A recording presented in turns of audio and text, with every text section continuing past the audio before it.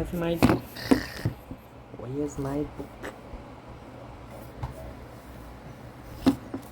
Where's my book? You chose the pen, right? Yeah, ini nak lama kan dimakai ke apa? Permit jangan dimakai ke? I gotta take it out. I gotta take no chances. Anytime I run up there, we look in. See it. Ini bagi orang kan dimak. Yeah, the bag must be a hole now.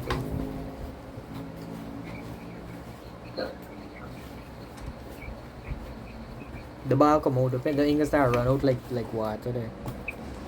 Should probably go and deal with it. Kita tahu kalau the food.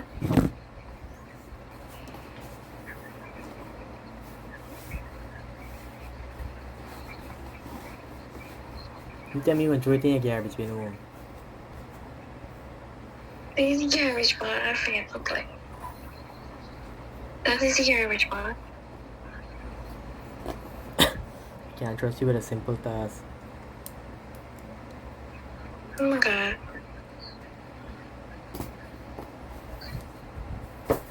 It's you know, what you gonna say? It's not true, man. Just like they're on a certain paper.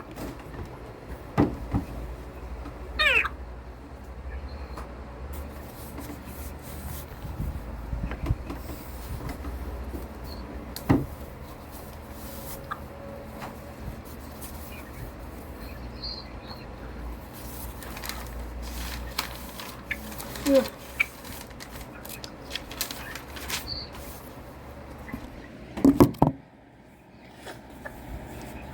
I'm sorry if you're running late.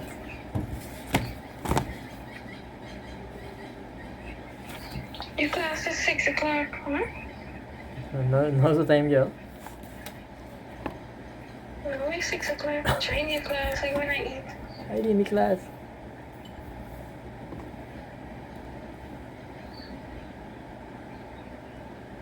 Oh, class 30 only plan.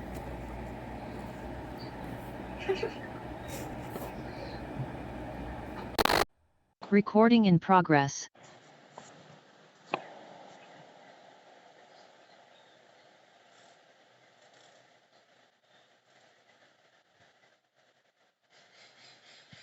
It's not that. Good afternoon, class. Masa ka pandit. You got to choose something. Mic test.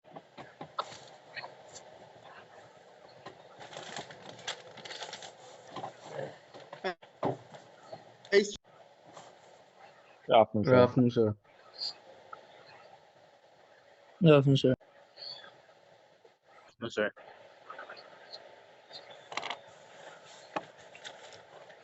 And a very happy Valentine's Day to each and every one of you. I do hope you had a good day so far. For those that celebrating today, I know we're taking some time out of your celebration to do physics. So let's make it worthwhile, right? Thank you for your understanding in terms of responding to my WhatsApp messages. I like the fact that we were efficient in our communication. Thanks again for your understanding, and we will find means and ways of pushing in as much work as possible. Just respond if you can hear me, please. Yes. Yes, sir. Great. Yes. I know a lot of you would have been messaging me saying that you would have paid, and the reason why I haven't read most of your messages as yet, and I'm referring to those that all of you would have messaged me privately. I want to go through the list, right, and tick off. So please bear with me. I do have a lot of messages, as I said, coming through my phone from GTT informing me that payment is made. So I have all the evidences there and so on, right? So just bear with me for now until I get some time, sit down, go through all the messages with the numbers, and I'll inform you that yes, payments were received. If it is you'd have made your payment and I said to you, for example, student X, I haven't received payment for you, just ensure you keep there your evidence to me, right? Because sometime there could be a glitch. So just bear up with me in the meantime. If you haven't paid us yet, that is okay. You can message me privately so that when I go through, I can see that student X did not submit any monthly payment as yet, and that's okay. Just message me privately and let me know. Okay, students? Yes, sir. Okay, sir. Yes, sir. Great. So I send the book for you.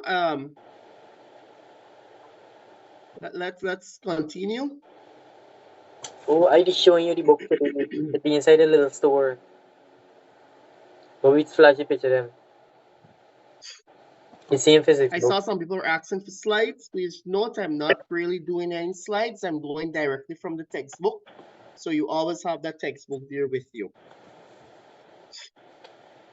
Good. So from significant figures now, we're going to move on. And as I said to you, the reason why we're learning about significant figures is because when we are solving problems in physics, you need to know how to express your final answer, right? Because sometimes your final answer can be a very large figure or it can be a very small figure. And there are ways and means in which we can express them. One of those ways is by expressing them via significant figures. And I'm going to show you another way of expressing them, which is going to be by the exponential form, which again can tie in a bit with our significant figures. And all of this is to help you when you do Physics 1 and Physics 2 in your cadet program. Now let's talk a bit about what random errors are. So whenever we do experiments, as human beings, we're bound to make some sort of error. There may be some cases where you can do an experiment and produce or yield 100% accuracy, but there are times when you're doing experiments and due to numerous factors, errors are there.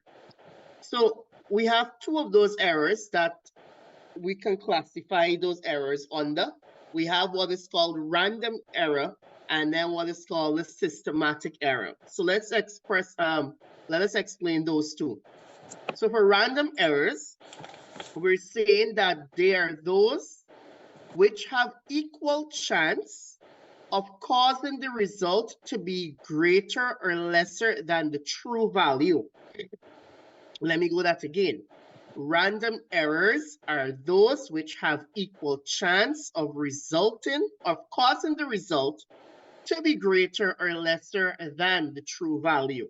Now remember, especially for those doing engineering watch, this is very important because whatever you'll be doing on the ship, you need to know how to use the various tools and instruments. And you also need to know what possible errors can occur and ways to minimize them. So that is why this is very important or pertinent to you.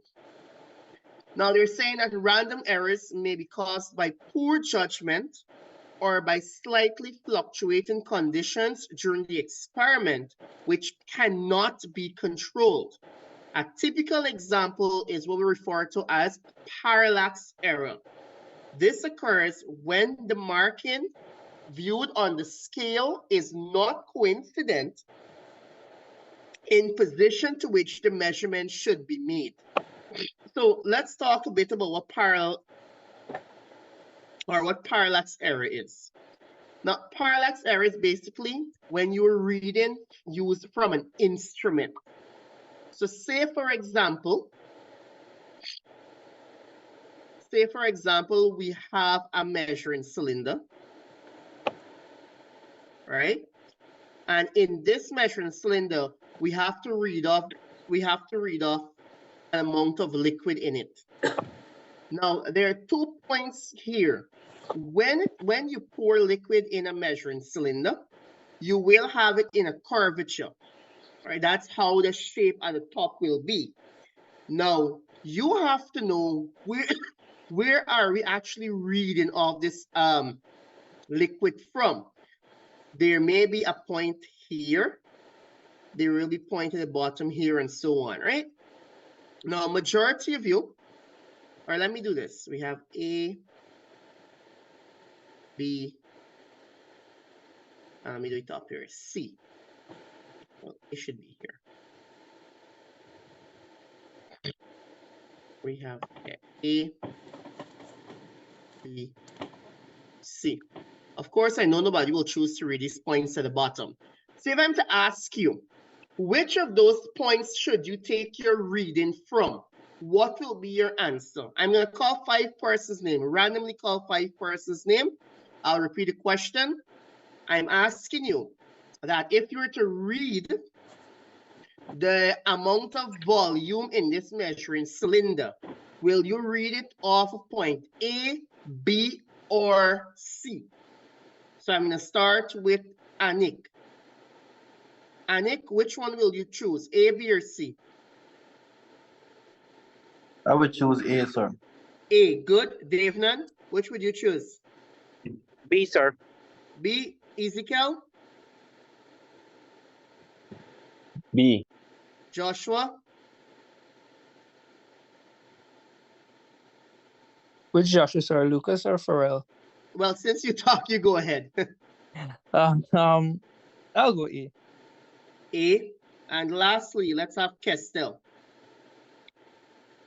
C, sir. C. So I randomly selected you guys, right? Now, this is where we call the parallax error because most of you chose B. That is incorrect. The correct answer is C. When you are reading an instrument or taking a measurement of a liquid in an instrument, you look for where you call the curvature or the meniscus. And where this curve at the bottom here is where the reading should be taken. So for those that would have taken a reading at B, if for example, B was 50 cm cubed, and you say the answer is 50 cm cubed, you automatically made an error in judgment, an error in your reading. So again, when you are measuring liquids, you measure from where the curvature is, or we call that the meniscus, right? We call the bottom there the meniscus. Look here, you have the ruler now. Now, when you are, oh, sorry, let me not move on from the measuring cylinder. Now, how is it you can measure the curvature? When you are reading, you have to stoop down to what we call eye level, right? You need to go at your eye level to see this curvature at the bottom here. So it's not you just looking up, standing up here and look down to get the reading, because that reading, of course, you'll get B. You need to stoop down and look at exactly where the bottom of the meniscus is to give that reading. Are we clear on this one? Yes, sir. Yes, sir. Any no? Yes, sir. Yes, sir. Is there any no? So what's the word you've been using? Meniscus? Yes, meniscus.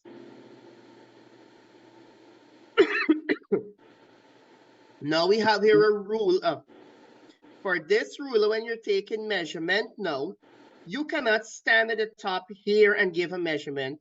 You have to go exactly in front where this tip here, say for example, we're measuring the height of this triangle. You got to go exactly in front, parallel in front to get the reading. So here again, you can cause a parallax error. So students, you can see now, parallax error is what you can make happen because of how you are reading the instrument. So you need to know how to read instruments, especially again, when you go on the ship or whatever you'll be doing in terms of navigational or engineering. You have to know your measuring instruments that you will be using and how to read them.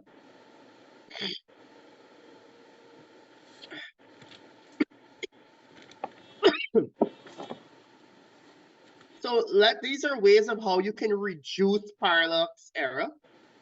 You have one, we have what's called ammeters and voltmeters. Now, ammeters and voltmeters, they are electrical meters or electrical instruments. I can tell you what they do. Anybody ever heard about the ammeter before, by the way? Can anybody tell me what the ammeter measures?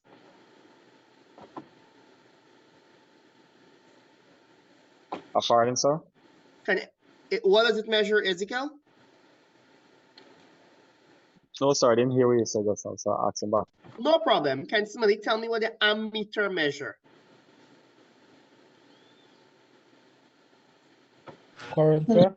Current. Good.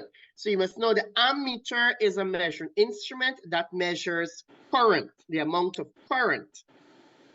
What will the voltmeter measure now? Voltage, sir. Voltage. Good. Now they're saying these are examples of ways of reducing parallax errors, by the way. It says ammeters and voltmeters with moving pointers usually have a mirror placed behind their scales. Readings should be taken from a position where the pointer is directly in front of the image it produces. Let me tell you an instrument that is commonly that all of you at least would have used once. Let's look at our bathroom scale. When you jump on that bathroom scale, you have to look directly down at that arrow to get your measurement. If someone else is standing beside you to take that measurement, they may add on a couple more pounds on you or a couple less pounds that you actually have. If the person has to take the measurement, they got to go directly in front of you and look down. So the ammeter and voltmeter have a mirror similar to that of the bathroom scale with that pointer that moves. Any question on that point?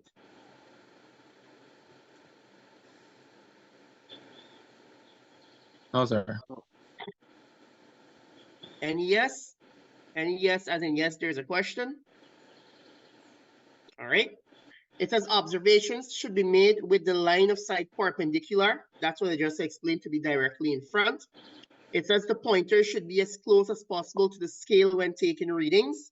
And if the scale is vertical, again, such as with a measuring cylinder, eye level readings should be taken. And that's what I explained earlier.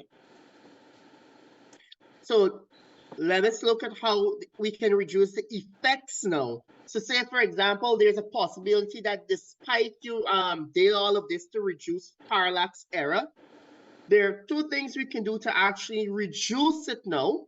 It says the mean of several readings should be taken. So for example, if it is you're reading off that measuring cylinder and you want to ensure you have as an accurate measurement as possible, Alia, you can stoop down, read it, get an answer. Anik, you can do the same thing. Anson, you can go down and do the same thing. And all three of you now, Alia, you might get 5 cm. Anik might get 5 cm as well. Anson might get 4.95 cm. So what you need to do is take all three figures, add them together and divide it by 3. That is how you find the average, right? So as scientists, even those that have done a lot of experiments before, it is always advisable that when they're taking a reading, right? When you're taking a reading, they don't just do your experiment one time and take that value. They repeat the experiment at least 3 times, right? Repeat the experiment at least 3 times and whatever, and then you find the average of those 3 values. And to find average is simply the sum of the values divided by the number of values. And look what we have here. It says the line graph or the line of the graph should have minimum deviation from its points. This is why I taught you how to do the best fit line. And this is the reason why you have a best fit line. Because if it is your experiment was perfect, you wouldn't have had scattered points, right? You won't have had scattered points if the experiment is perfect, your points would have aligned great. So because you have to do a best fit line, as I said to you, you see what it says here, minimum deviation, meaning you try your best to balance off when you have your scattered points. So this is again why you would have scattered points when you plot a graph and you don't connect those points. And also this is why when you find the average, you find the gradient of your best fit line. Any questions?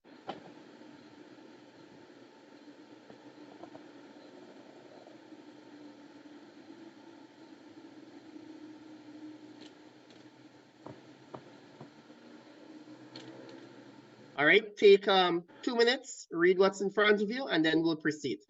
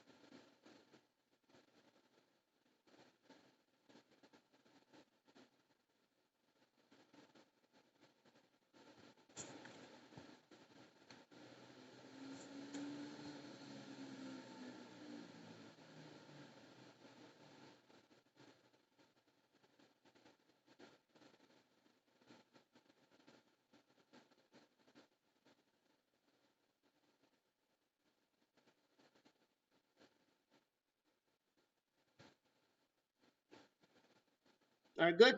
Can I move on? Yes, sir. So let's look at the other type of error. This other type of error is called systematic errors. It says,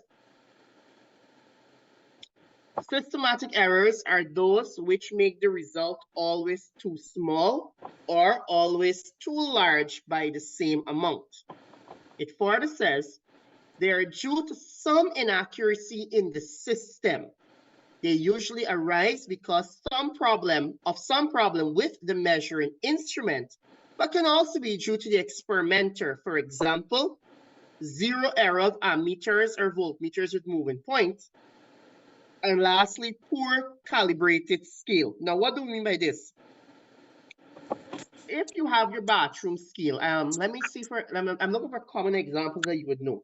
Your bathroom scale, before you jump on the scale, you have to ensure that the pointer is directly at 0. If that pointer is not at 0 and you jump on it, it can just give you an accurate measurement. Again, it might put on some more pounds on you or lessen some pounds on you. So you need to what we call zero the instrument. So right at the bathroom scale at the top, there's like a turn, a little thing that you can turn to ensure that the pointer goes back to 0. Then you will have what we call some scale. Some of you that would use that scale to weigh suitcase, not the one that would be the planting scale. That one that has a dial where a pointer actually goes around. Sometimes that pointer can stick where it is. So again, your measuring instrument would come with something that you can turn to ensure that the scale is zeroed. Is there anyone who don't know what I'm talking about as it relates to zeroing the scale?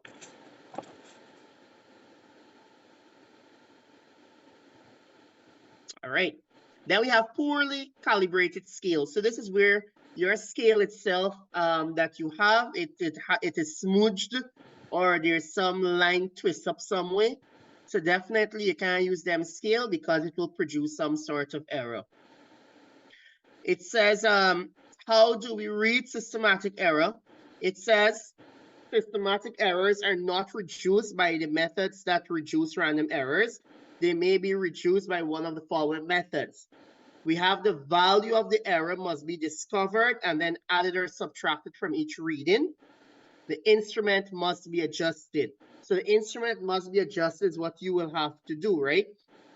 But this is where you need to know the scale of measurement. So for example, if you're using a 1 cm ruler, you need to know that It can be 0.05 more or 0.05 less. So you would have some readings looking like this. So you might get the answer is 5 cm, and you can get 0.05 more or less a range, right? 0.001. But we'll talk more about this. We'll talk more about how we can use the value of the error, how we can discover the value of the error. We'll talk more about that.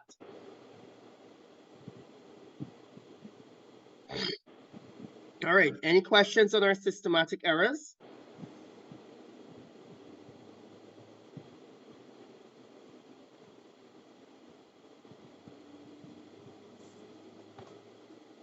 Alrighty.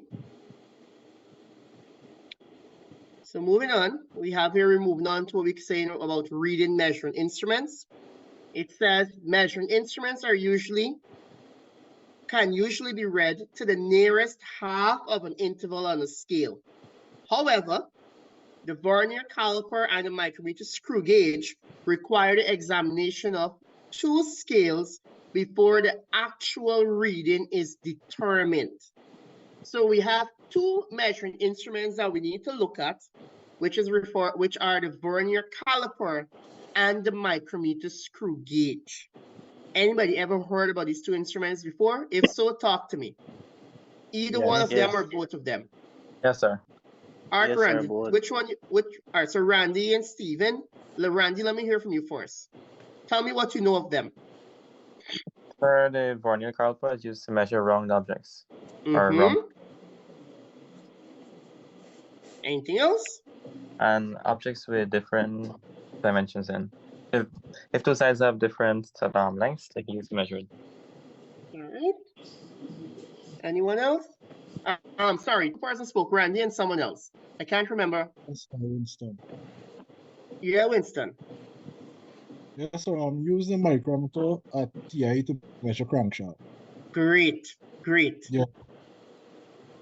Good. So at least one or two of you have a little bit knowledge what we're talking about, right? So let's talk first about our vernier caliper. This is a diagrammatic representation of it. Let's take our time and read what it says here. It says, the vernier caliper has an extra scale known as the vernier scale, which is capable of measuring to one extra decimal place over that measured by the main scale. This caliper is suitable for measuring lengths between 1 and 10 cm. So obviously it can't measure greater than 10 cm, right? Only those that fall within those range or vernier caliper can be used. We have the following should be noted when using the instrument. It says the jaws are adjusted by sliding the vernier caliper or vernier scale over the main scale. The main scale is read to the mark just before the zero marking on the vernier scale. The marking on the vernier scale that best aligns with a mark on the main scale gives the added significant figure. Let me put all that into little sense now, right? So y'all follow me. So this thing here, which is called the vernier, it slides. So this can move this way and it can move back. This is like how we get those that market rate scale where these same people slide this way and slide back that way. If there's anyone who still don't understand what I mean by the vernier scale sliding, please let me know. All right. The main scale now is like a ruler, but this ruler is starting from 0 to 10 cm. So we get this vernier sliding on this ruler, right? Now, the first thing we need to do is learn how to read the main scale. So listen carefully, right? Listen carefully, guys. Say whatever object it is here, put the object here, and the vernier scale, slide it and clamp it. In order to read the main scale, I'll repeat again, in order to read the main scale, you need to look at the zero marking on the vernier scale. So before we even look at the zero marking, let me just take a step back. Remember, I tell y'all about how to read a graph.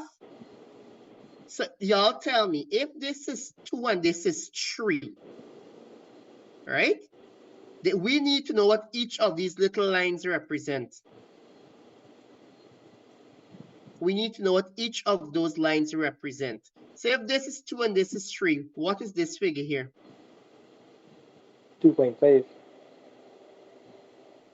2.5, miss. 2.5. 2.5, sorry. What will be this figure here? 2.9.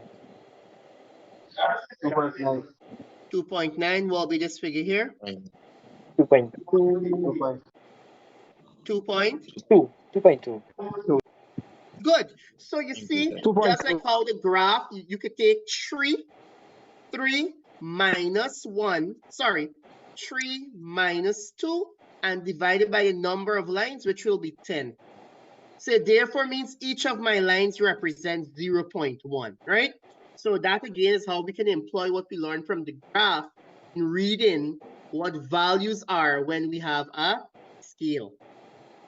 So we know what each of those lines represents. I'll go back to what I was saying now. Good. So in order to read the main scale, we have to look at the 0 on the Vernier scale. If you can see, the 0 marking is here, right? Now, we have to look at the line that the 0 marking is approaching. Let me repeat that. We look at the line that the 0 marking is approaching. Can somebody tell me the line on the main scale which the 0 marking is approaching? 0.6. I heard a 0.6. Anyone else? 0.5. Anyone else? 0.6. 0.6. One more person? 0.5, sir. 0.5.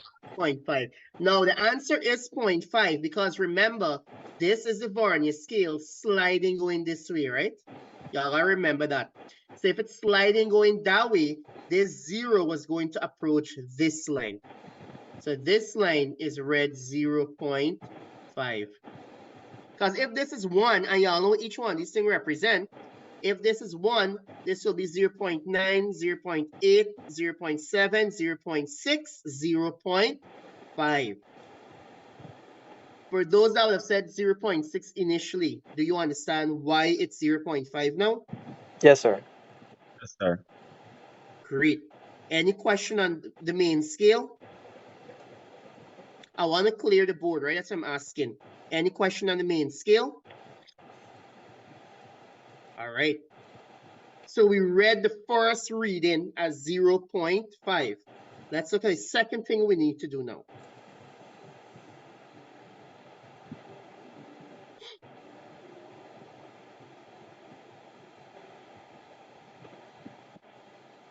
Excuse me, please, quickly. Let me just read this message.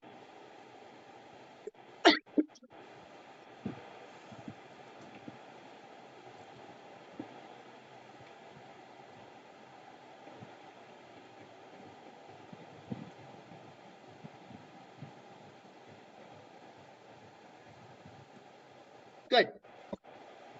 Now, the second thing we need to do, if this is 0 and this is 5, what will this be? What will this be? 4. This will be 4. Good. What will this be? 6. Sir, 8. 8. 8. What will this be? 6. 6. Six. Great. So we all know how to read that. Now, what we have to remember is that each, right? What we have to know is that this is a CM scale. The main scale is a CM scale. And this scale at the bottom is actually 100, right? So instead of saying this is 5, we need to take 5 and divide it by 100. When you divide 5 by 100, tell me what you get. 25. Really? Sir, 20. 20. When you take 5 and divide it by 100, you get 20? 0.05. 505. Oh, y'all just make one plot me calculator. You get 0.05. Yes, Right? sir. So if this is 0.05, what will this here be? 0.06. What will this here be? 0.08. What will this here be? 0.09. What will this be? 0.10. 10.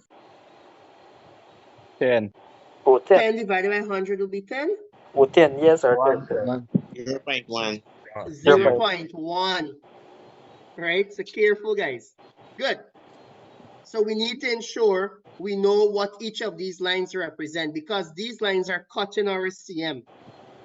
And technically, we have to know is that 100 cm is equal to 1 meter. But we'll talk more about that. For now, I just want you to stick to know what each of these lines represent, right?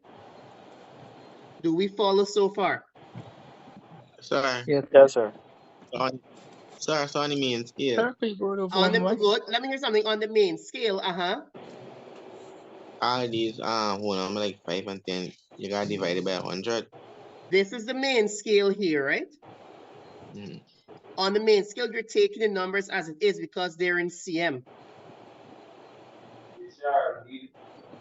So if this is 0.0 cm, 1 cm, 2 cm, 3 cm, 2.5 cm, 1.5 cm, 0.5 cm. That is why we're saying for a main scale. That's why we don't want to get confused. I'm going scale at the time, right? So I'll just go over back this thing. To get a reading on the main scale, you look at the 0 on the vernier. You look at where the line is approaching. The 0 line is approaching this, which is 0.5 cm. So that's the first reading on your main scale. The person who asked the question just now, do you understand that? Yes, sir. Good. So your vernier scale now, because your vernier scale is a division, right? Because your vernier scale is a division, I'm telling you what each of these lines represent, despite you're seeing 0, 5, and 10, despite you know exactly that this is 1, 2, 3, 4, 5, 6, 7, 8, 9, 10. I'm saying we divide each of these values by 100. So this will be 0.01, 0.02, 0.03, 0.04, 0.05, and so on. Are we clear on the we didn't read off the vernier scale yet. I'm just showing you what each of the lines represent. Do we understand how to find out each of the lines represent? Yes, sir. Yes, sir. There was somebody in the midst said to please go over. The person who asked me to go over, do you understand what each of the lines represent? Yes, sir. Perfect. Good. So this is how we read the vernier now. We need to look at which of these lines, right? You gotta look at all these lines, including this one and this one. Which of these lines exactly lines up with another line on the main scale? I'll repeat. For the vernier, you look which one of the lines exactly aligns itself with another line on the main scale. So can somebody tell me which one of these lines align itself with that one? 0.03. Very good. This one right here. So, and this reading of this line is 0.03. So we have 5 cm. Now we have 0.03. We have to add them together and we get 0.53 cm. So whatever this object was that was placed here, it reads, or the diameter of that object is 0.53 cm.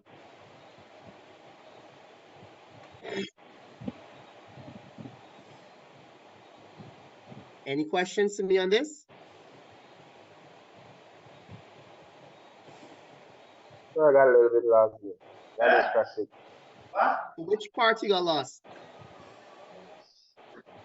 Just before we align the 0 Good. point. So do you understand? Okay, so talk to me, right, Jay? Do you understand that this line at the bottom here aligns itself exactly with this line on the main scale? Yes, sir, I could see that. Good. Now I'm saying now, based on what I said earlier, can you tell me what this line represents? What number this line represents? That is 0 point.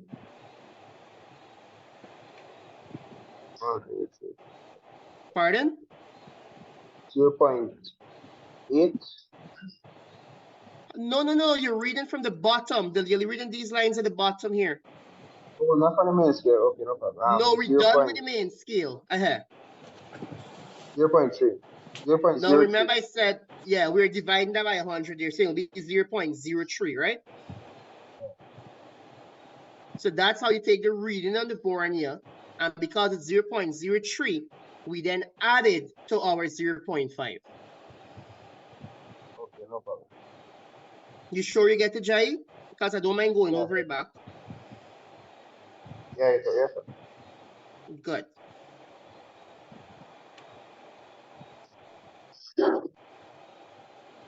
All right, so again, let me not rush you.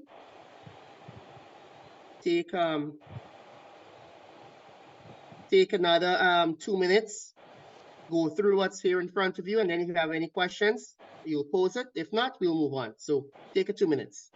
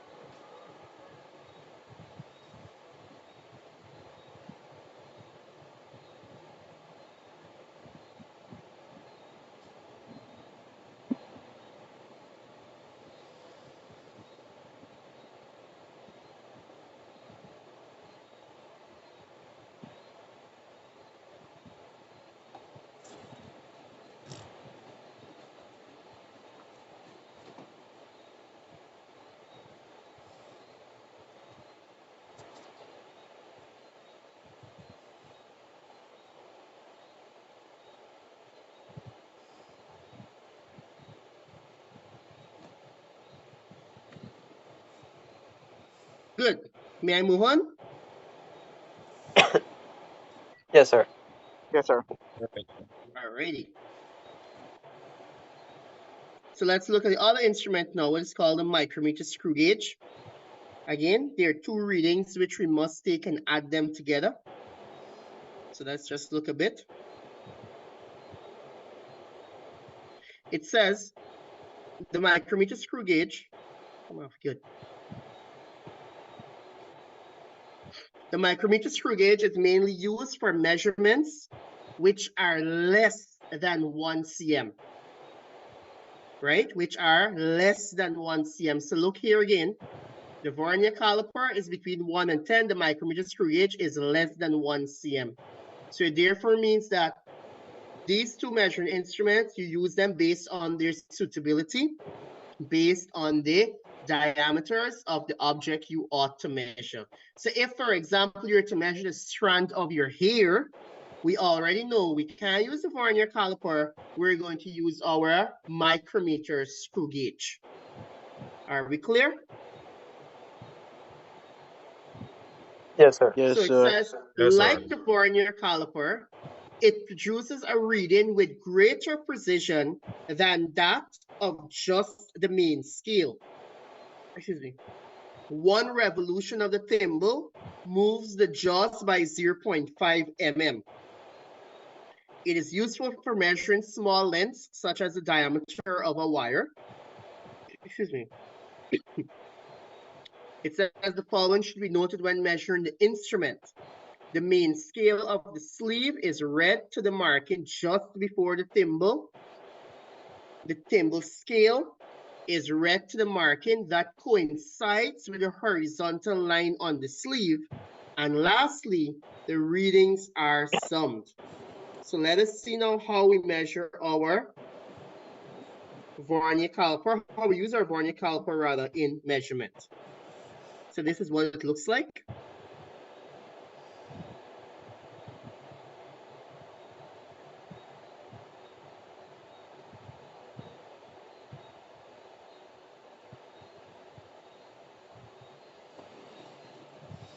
Right, this is what it looks like. So again, let's learn what each of our lines represent. If this represents 0 and this represents 5, what does this represent? 0.2. 0.2. You sure? If this is 0.2, and this is 0.3 and this is 0.4. 2, sir. Two, sir. Two. Good. So if this is 0, this and this is what? This one here. 1. 1. Good. All right. So you see the graph thing coming in use for us. Good. So look here now. If this is 0 and this is 1, what are the middle here? Very good. 0.5, sir. 0.5. Very good. What's this one here?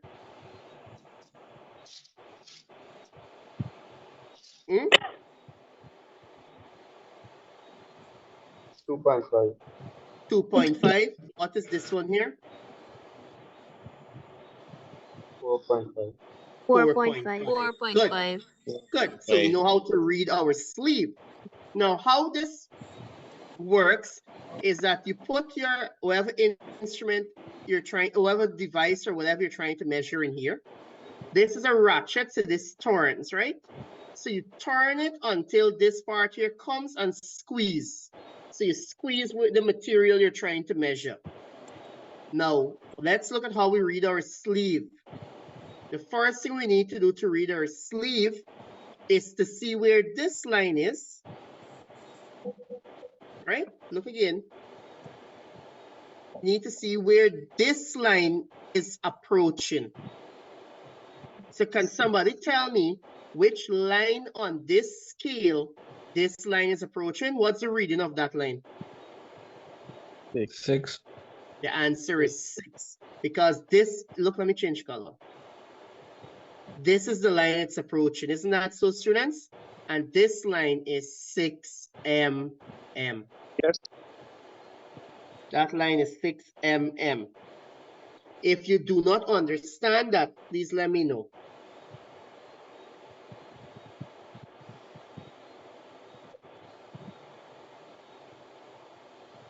Yeah, just go over that thing, sir. No problem. So let me clear all these color things. So I'm saying in order to read on the sleeve, this is your ratchet. So you're turning, as you turn, this thing would turn to make its revolution. So this whole part here, which is called the thimble, is approaching this way direction. So when you squeeze whatever material you're measuring, you squeeze it, this will eventually come to a stop. When it comes to a stop, we need to look at where this line here is, where it stopped. It's here. You need to look for the line that it was approaching on the sleeve. So which point was it approaching on the sleeve now? The person who asked the question, I want you to answer, right? Sorry, who asked me to go over back? It's approaching the 6 because that is after the 5. Exactly. This line here it's approaching, so that is 6 mm. You clear on that? Yeah, I get it now. I get it. Great, man. So I'm happy you guys are asking questions, so I know that you're learning. Good. So we learned how to do that part. We also have to learn how to read now this symbol. So let me take that out. Now, same principle apply. If this is 5, this is 10, this is 15, this is 20, we also take those figures and divide it by 100 because they're a fraction of the sleeve. So we got to take 5 divided by 100. Whatever figure we get, just divided by 100. So students, if this is 5 and this is 10, what is this figure here?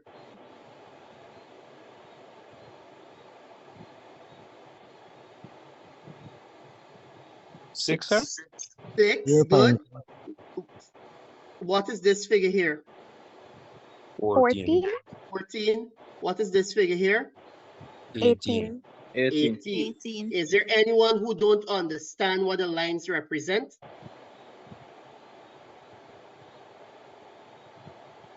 Good. So whenever you get a reading, all you gotta do is take 10 divided by 100, right? Good. Now, in order to find the reading on the sleeve now, this is what we need to do. In order to find the reading on the sleeve, we need to look at where it lines up with this line here. We need to look at this line and see which it lines up, and it lines up to this one here. So if this is 10, what is this? 11. And what is this? 12. 12. So do you agree with me that it lines up with 12? Yes, sir. Yes, sir. Good. 12 divided by 100, give me how much?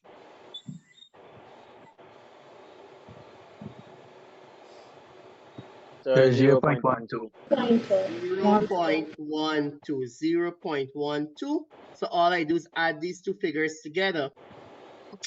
Sorry, what's the message doing now? Yeah. 0.12. I add them together and I get 6.12 mm. Do we understand how we get the 12? Excuse me, sir. So Go why ahead. is divided by 100? Because it's half of the reading. And in this case, this is in mm. Oh, all right.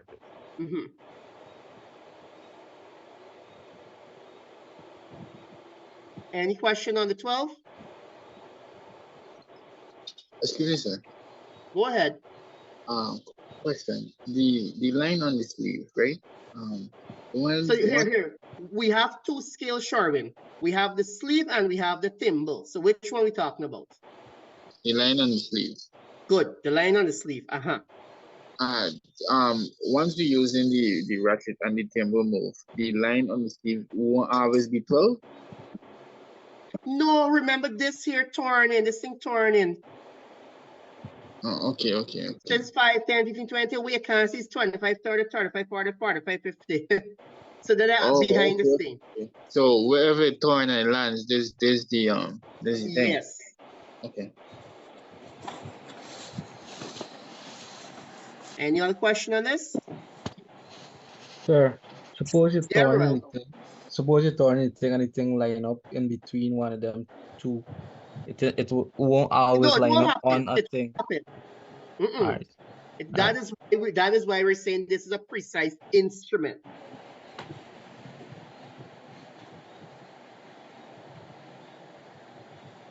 All right. So if there are no other questions, I'll give you your 2 minutes again to do some reading here.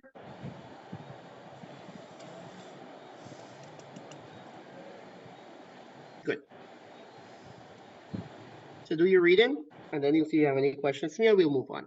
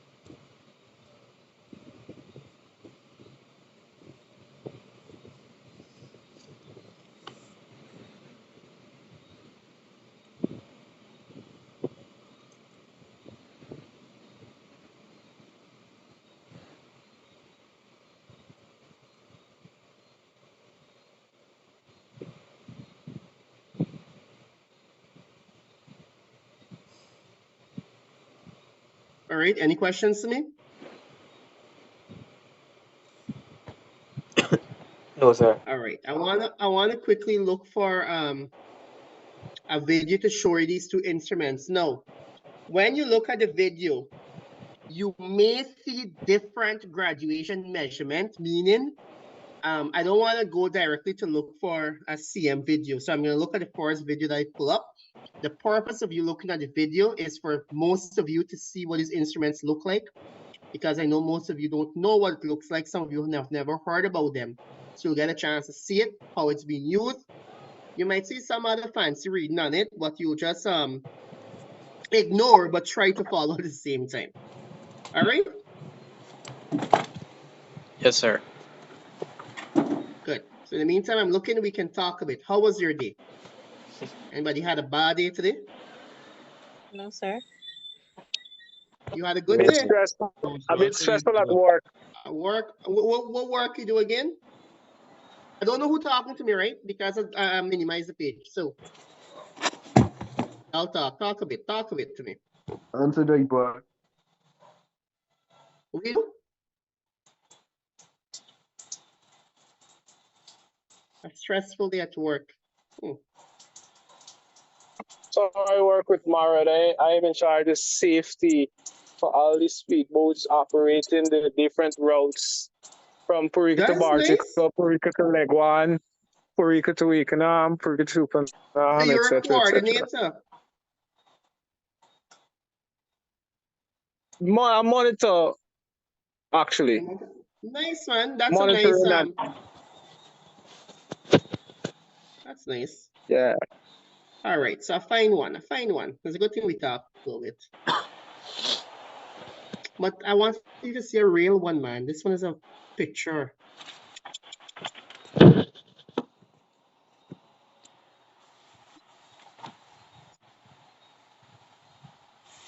All right. All right, let me, hold on.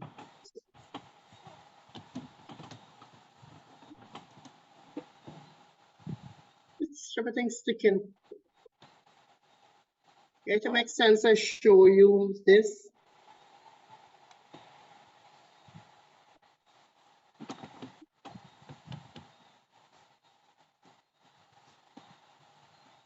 Sorry, sir, just bear with me a bit. I think I have too many things open up. Yeah, let me take you down.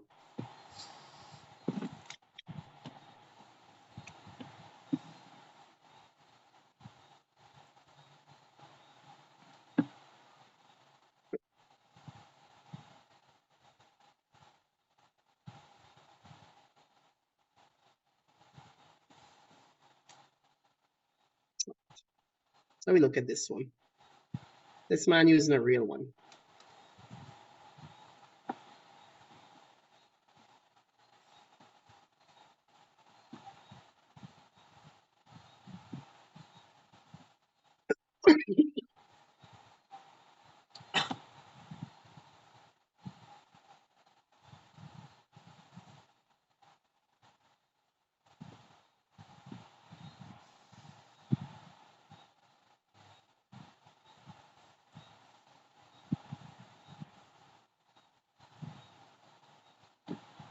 Are you guys still with me?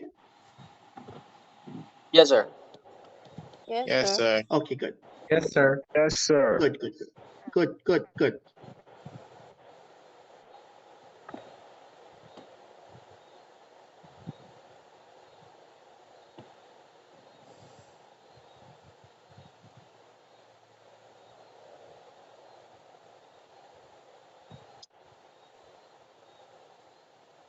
All right, this again, like, it is not cooperating. I don't know, and GT&T said they up the internet game.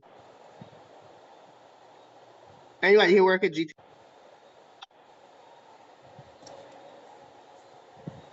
Oh.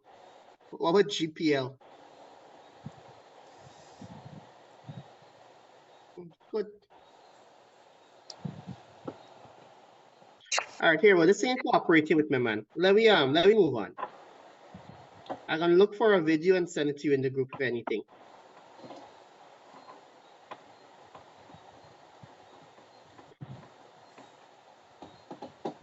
And the thing is, all right, let's go. All right, let's talk a bit about suitability of instruments. I'm gonna let you guys read this. So here you have some notes on suitability of instruments. Take 3 minutes, read what's in front of you, and then you'll go ahead and ask your questions. So read.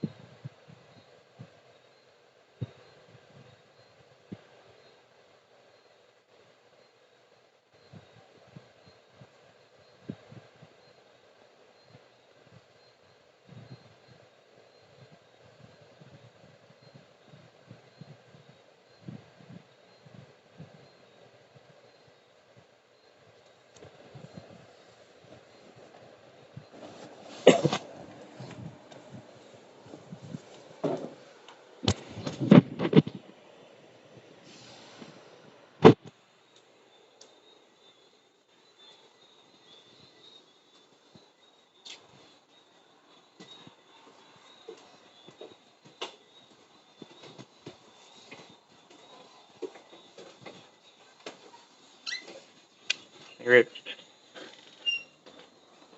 They got it. They got it. Mango.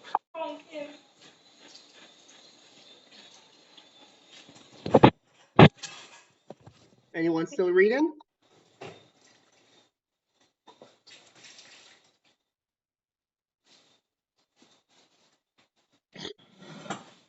Is there anyone still reading? Oh, sir. Yeah. All righty. So are there any questions?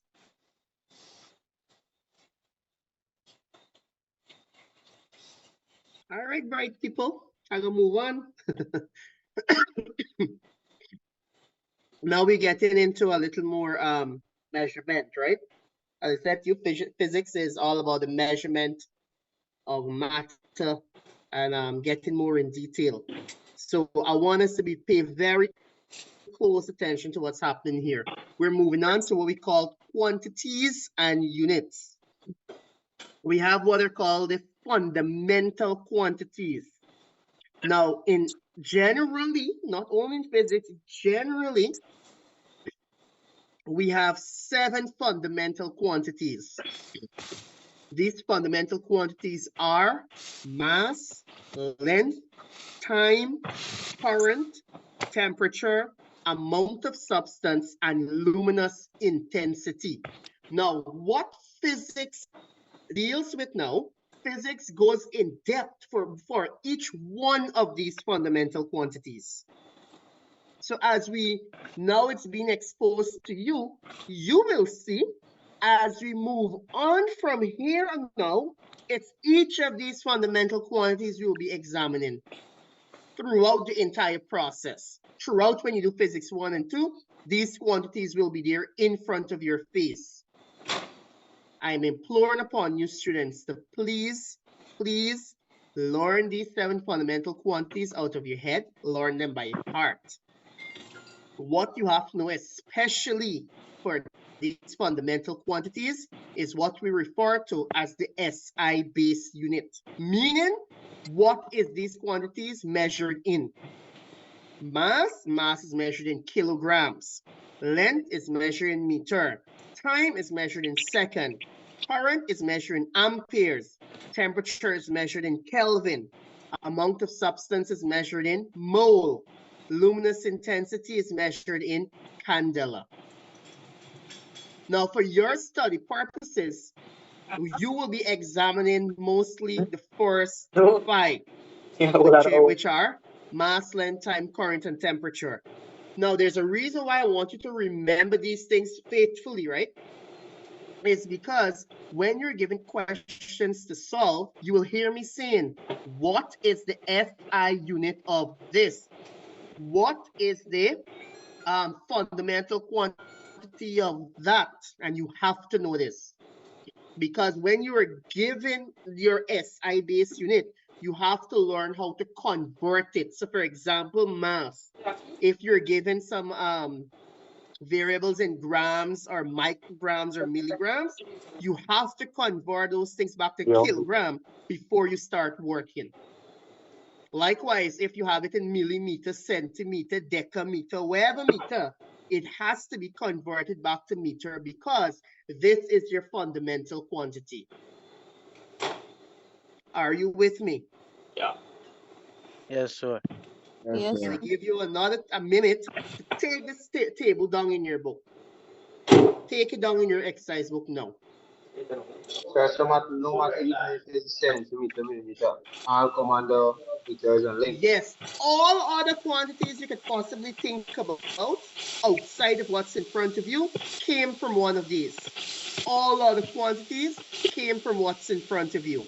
And that's what we'll move on to just now, because those are called the derived quantities. You want a screenshot? Pardon? You want a screenshot? Oh. What?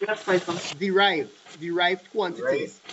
All other quantities you could think about, we call them derived quantities. Good. So take 2 minutes, copy this table in your notebook.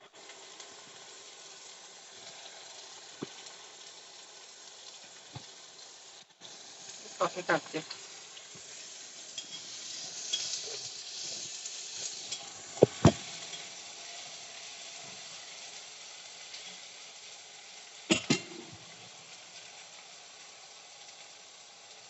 You know, nigger.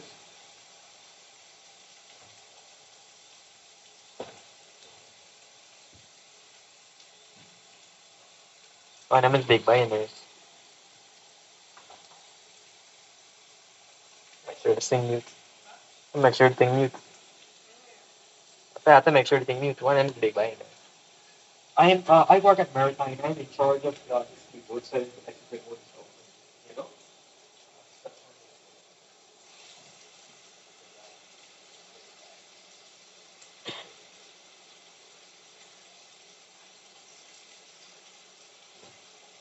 Let me recap into the different values with just one. You will speak to it.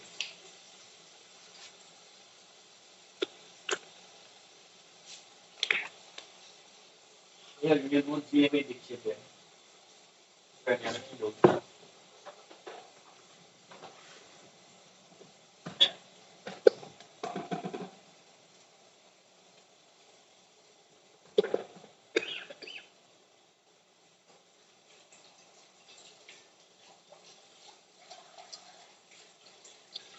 Certified. If anybody working at here.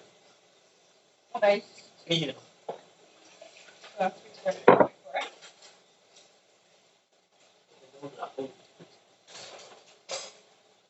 Not very. Those cool.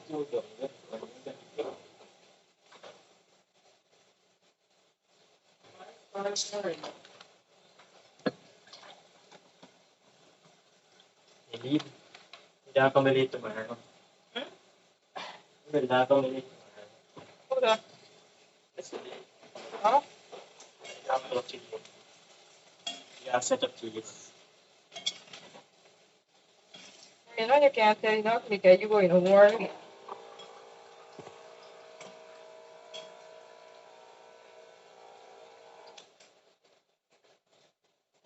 Because man, I say yeah, mine no, I'm trying to study. It's just me alone of you. I see they have to set up cheese. See so much. We had to set up cheese. I set up cheese.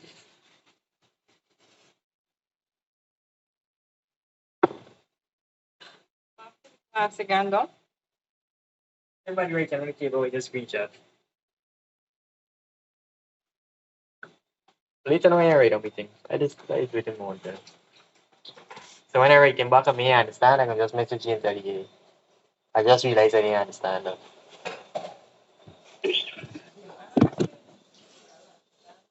Yeah, sometimes you just miss things with it.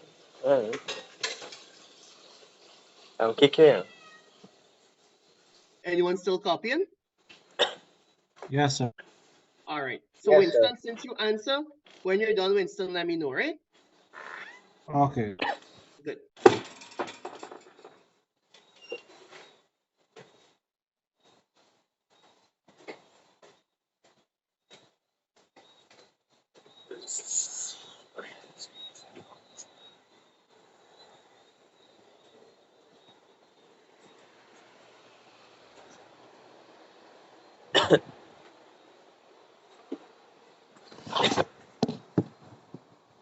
Girl, you chose him. It's the.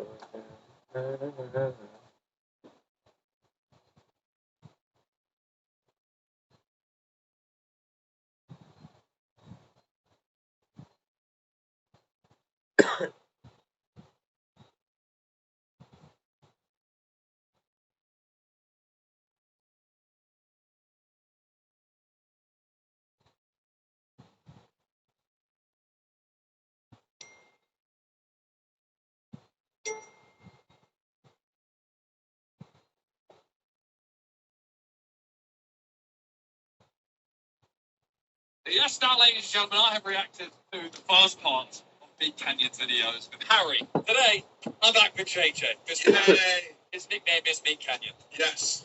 Why would you agree to that? I don't even know what it means. Why not? I'm actually a big fan of Big Canyon. You know, even if he does like make this. I was calling you Big Canyon. Oh.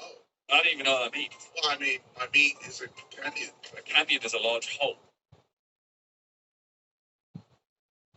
So you like meat in your large hole? Okay. Let's go! Let's start the video. Yes, sir, I can go. I'm going to be curing some of the Would anyone else still writing? We'll be using a new artificial lens that will give this person sight. All right, so guys, please ensure you focus on this in particular, right? Because this is why you started doing the foundation course. I can tell you, because this same man in front of you there, right? This thing here is what has messed people up. So you could have gone and do physics 1 and physics 2, and because you don't understand this, you won't understand what is being taught. So focus. And the reason why I'm pausing for you to write in a notebook is because, be it you're doing physics 1 or physics 2, you're using that same notebook, providing I'm teaching you, or anybody else. Use that same notebook to continue working in. Good. So this is a question that somebody asked me just now. I can't recall who the person was. It says, other quantities are derived from these fundamental ones, and SI, which is called the International System of Units.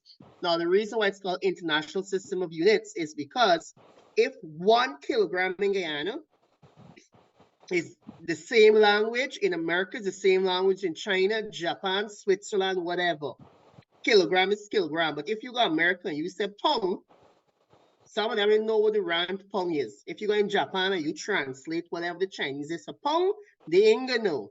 But if you tell them what a kilogram is, they will know. That's why it's something uniform. It is standardized. All right?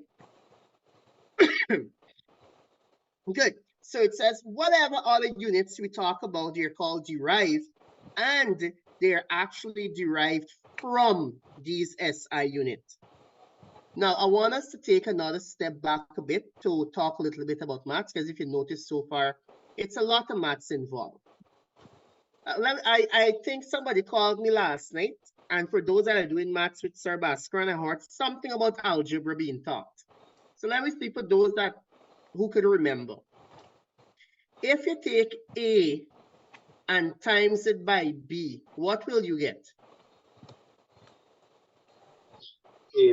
AB. AB. Very good. AB. Good. Y'all bright. Good, good. A divided by B. Just like how you express A times B is AB, if I want to express A divided by B out here, how can I express it?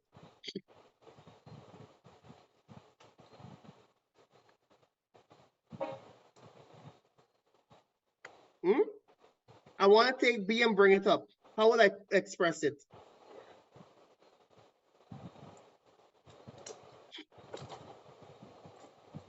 So A to the B power? A to the what? B power. Somebody else want to try? Sir, I think just put the B in brackets. Put the B in bracket. Nope. Somebody else want to try? Sir, multiplied by 1 crossway. Multiply by 1 cross. So you're getting a little bit close, right? So let's go. So it is A. You gotta multiply B from both sides. Is A, B to the minus 1. So if you see A, B to the minus 1, we're saying that this B is divided by A, which is A divided by B. So A, B to the minus 1 is saying this B is being divided by A. Because what do we know? We know that there's a known 1 at the top there. There's a known 1 at the top there. Isn't that so? The power to the 1 is known. Isn't that so, students? Sure. Yes, sir. Yes, sir. Yes, sir. So how would we do this now? A divided by B squared.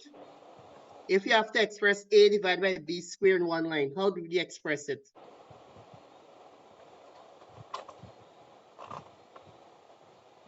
So A divided by B times B. Use this example at the top until go back again. So AB minus 2. Very good. AB minus 2. This minus 2 means it's the inverse, right? So AB minus 2 mean that A is being divided by B to the squared power. Do we understand so far, students? Sure. Yes, sir. Yes, sir. Yes, sir. That's fine. That's fine. All right. Can we need this to understand what I'm going to show you now, right? So let me put this into practice now. Let me look at force. The formula for force, look here. Force is equal to mass times acceleration. Follow me, right? The unit for mass is kg. Mass is measured in kilograms. The unit for acceleration is meters per squared second, right? So the SI unit for force, we need to bring these two together because they're multiplying. It is the kilograms meters per squared second. So this is the unit for force. What I'm teaching you here is how we find the unit of quantities. They give you a quantity, they give you a formula for the quantity. You could find a unit for that quantity. Are we clear in this example? Yes, sir. Yes, sir. However, when you're producing an answer to find force, you wouldn't give your answer, say the answer is 2. You won't say it's 2 kilograms meters per squared second. You will say the answer is 2 newtons, right? Because force is actually measured in newtons. That's a symbol or a name given to it. It is measured in newtons. Let us look at another example.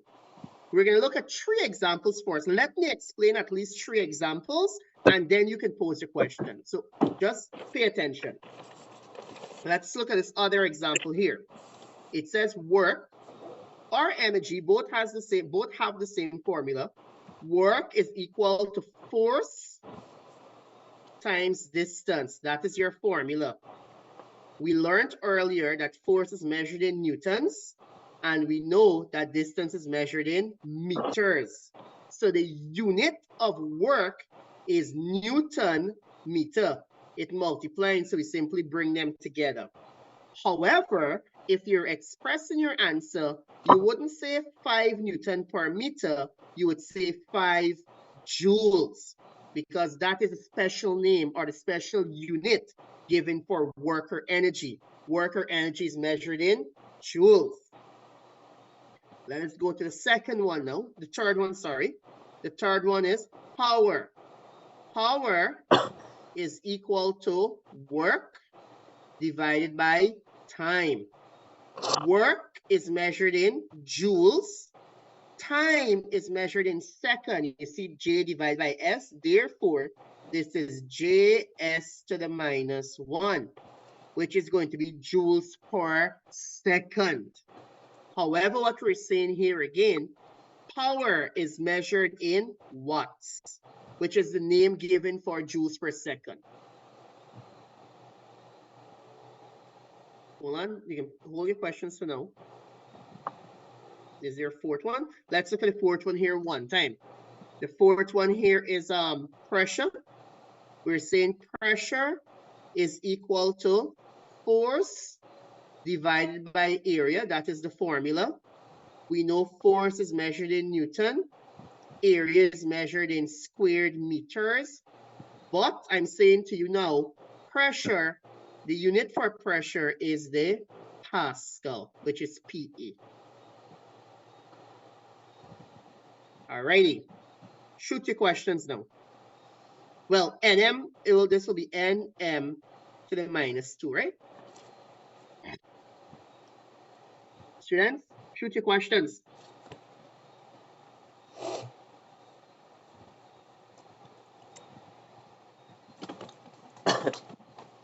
By the way, what this column is basically telling you is that no matter what you do, you would always go back to, they always have the fundamental constituent inside.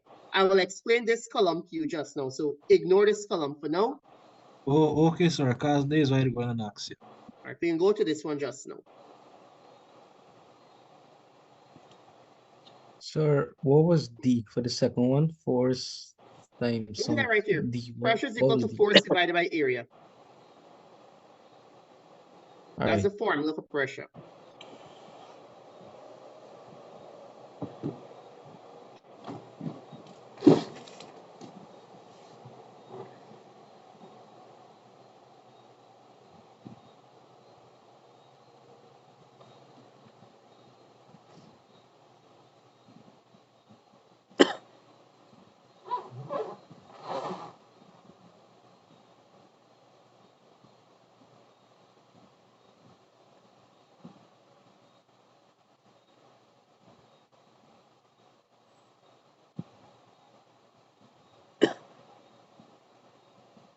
Any questions for me? Go ahead. With power is P equal W over is watt over time? Not watt, work. Work. Yeah, work divided by time. Work divided by time. You're welcome. So work and energy is measured by joule?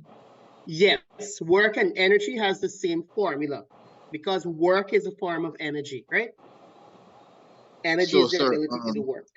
So energy and power, J and W, they intertwine with each other? I don't understand when you say J and W. Joule and work, sir. Joules and work? Yeah, joules and work. Work is measured in joules as well as energy is measured in joules. right? Both of them have the same formula, which is force times distance.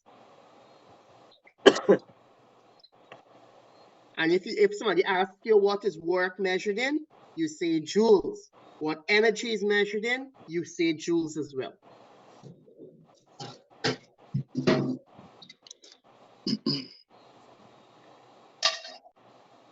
Is that understood? Yes, sir.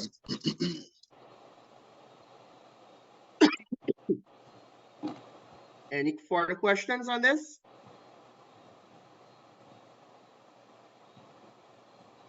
Excuse me, sir. Go ahead, dear Shania. Yes, go ahead. Yeah, so if we're to ask, I just want to understand before we move forward. If That's we okay. were asked, what is the difference between base unit and base derived oh, base units and base quantity and derived quantity. Can you please go You're talking forward? about the fundamental quantities and these quantities. What are the difference? Now, I just want to know what is the difference between a base unit and a derived unit. Where you saw base unit from? They have the table constituent SI base unit and the derived. Oh, you're talking about the SI. Okay, good. So the SI base unit goes directly with our fundamental quantity. Basically, SI base unit is throughout, right? Everything is SI unit. But I guess your question is, what's the difference between a derived quantity and a fundamental quantity? Yeah.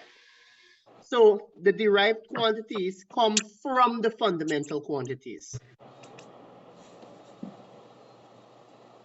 The derived quantities is actually those same fundamental quantities if they're being multiplied or divided.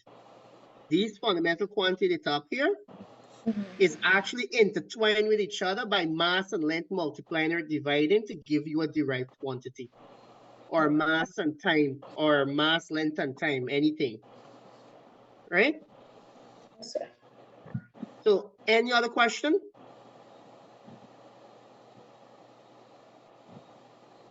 So the derived quantity force would come under which fundamental quantity? Well, I'm going to get into that just now. Very good. I like the fact that what Shania asked, you ask, they follow up with each other, which is good. And it's what I'm about to explain further.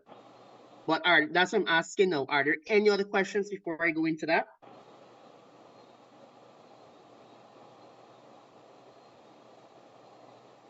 All right. So let me answer that question now. Very good question, by the way. Sir. Let's give him a minute. Let's give him a minute to put some words together. What words? Just give him a minute and answer the question.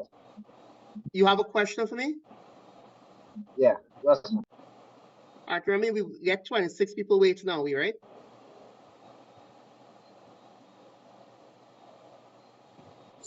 But the thing is, you take off the writing of the boards that kind of. But it was basically the NM negative square, right? That is the formula. In the formula, right? But then you have the N over N. Yeah, I understand it. The N divided by M squared is actually the formula for NM minus 2. N divided by M squared. Okay, if I have 2 Newton, or let me make something easier. If I have 10 Newton divided by 5 meters squared, 10 divided by 5 is how much? 2. 2, sir. 2. So it will be 2 Nm minus 2.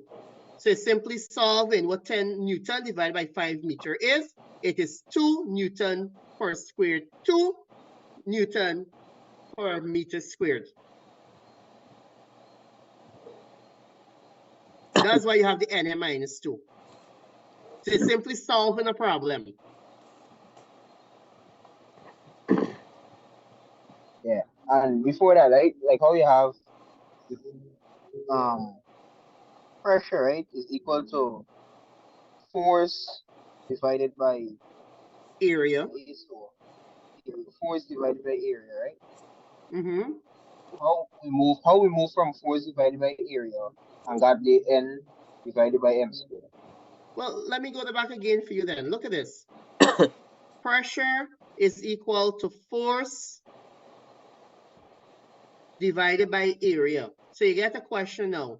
This thing get 10 Newton force, and the area is 5 meters squared. So we gotta solve this. We want to find the pressure of an object or a force of 10 Newton on an area of 5 meters squared.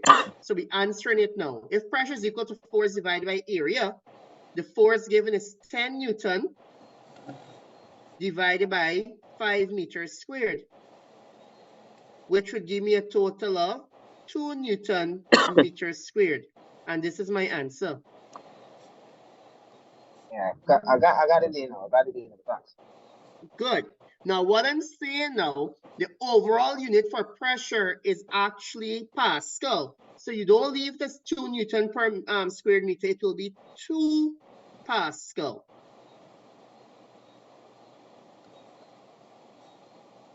You got it there, Jay? Yes. Good. So your answer is actually 2 Pascal.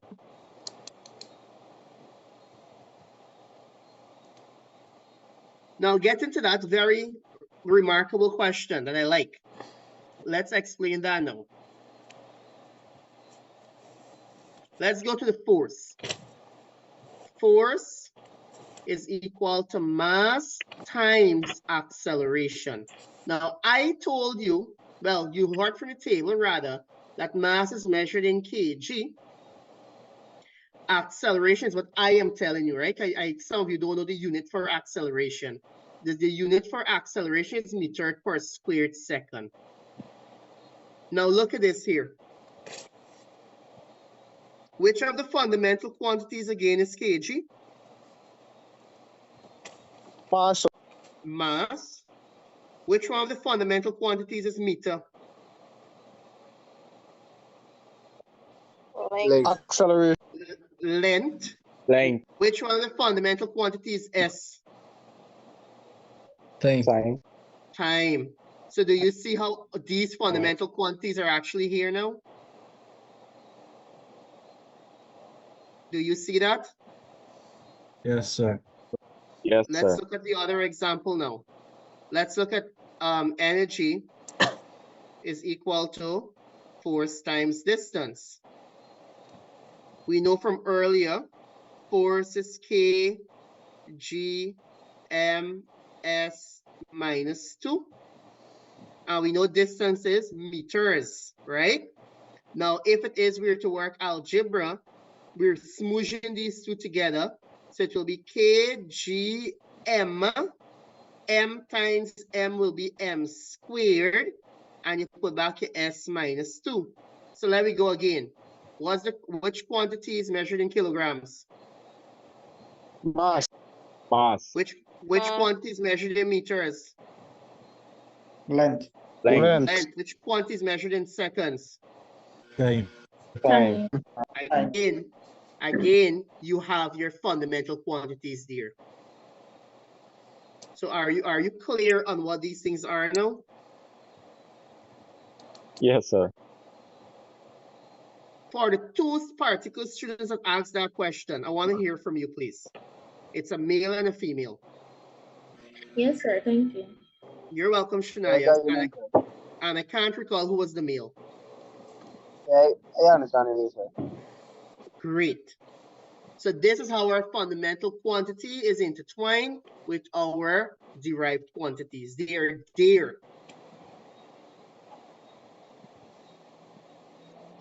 So here we have 4 other examples. Please look at these 4 other examples. Take 2-3 minutes, look at them, and then you can pose any questions to me. Look at them.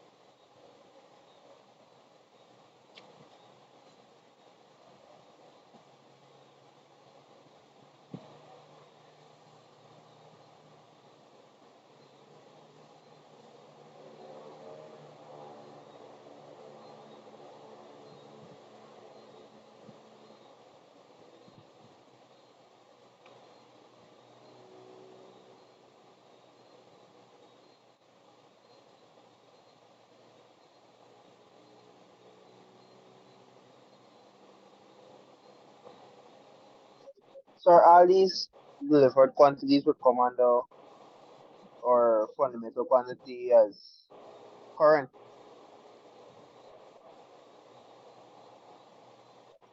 With this example, with these examples.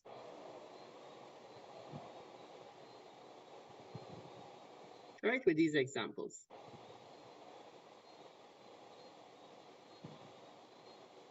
So I'll still give everybody about a minute more to go through them.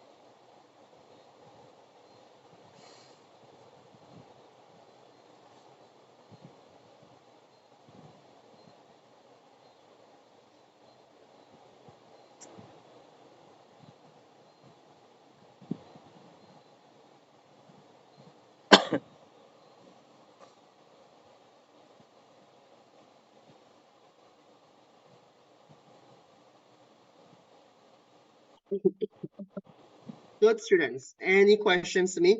Remember, you will see back all of these derived quantities, right? Because as we go through our journey in physics, these quantities will pop up. So don't think this is the final time you're seeing them. So are there any questions to me?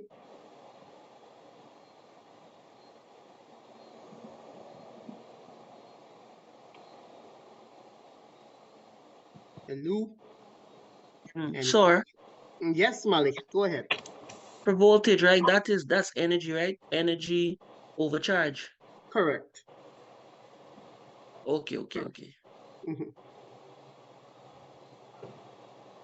Any other questions to me? By the way, for those that don't know, this symbol ohm, Hz is called hertz, right? But again, as I said, have no fear. These things popping up your way back again, so don't worry. But when it pops up now, y'all say, aha, I see that thing. I remember that thing. I remember the formula. That is what I want. Because that's what you need to advance in your phase 1 and 2.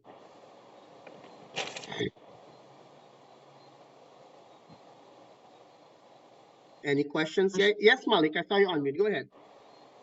For frequency, there's 1/what? T, which time? is time. Yep. Okay.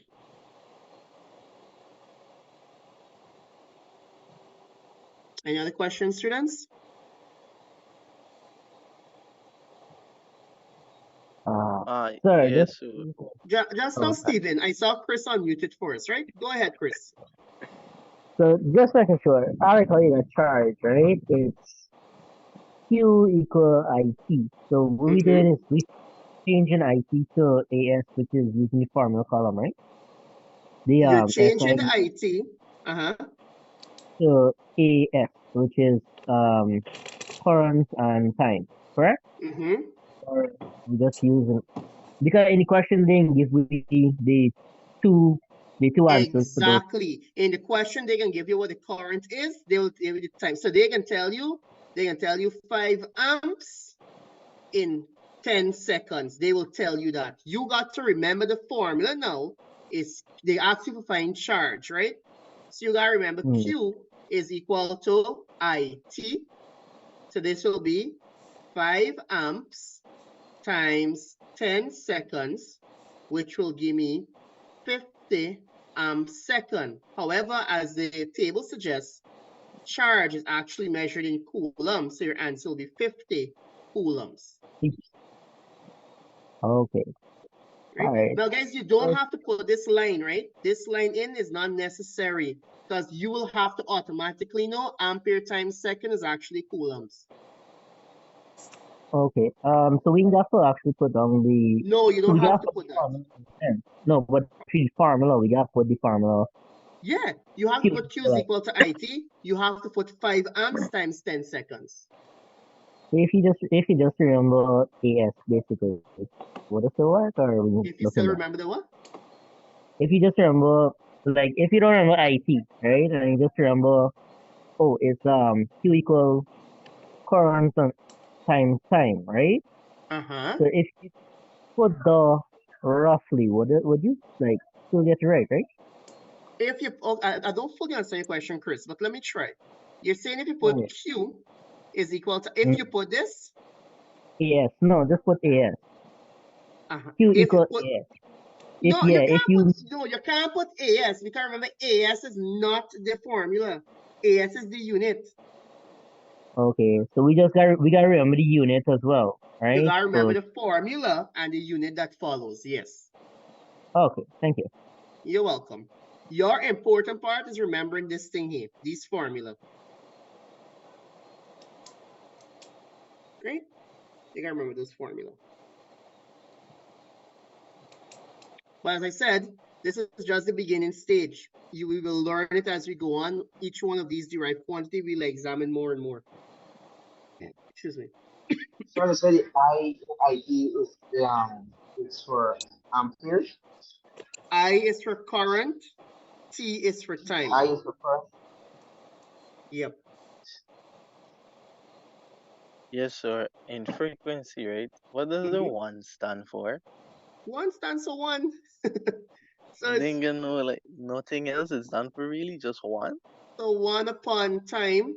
So if the time given is 2, so F is equal to 1 upon 2.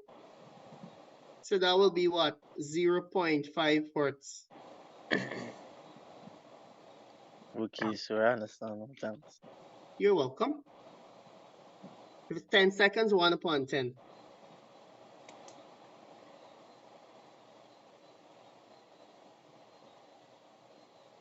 Any other questions?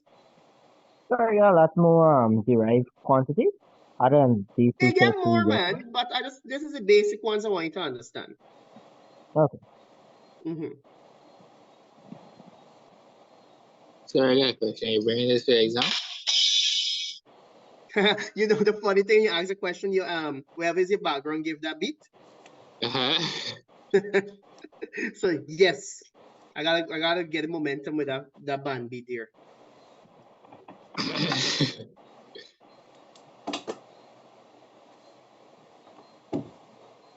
Any other questions?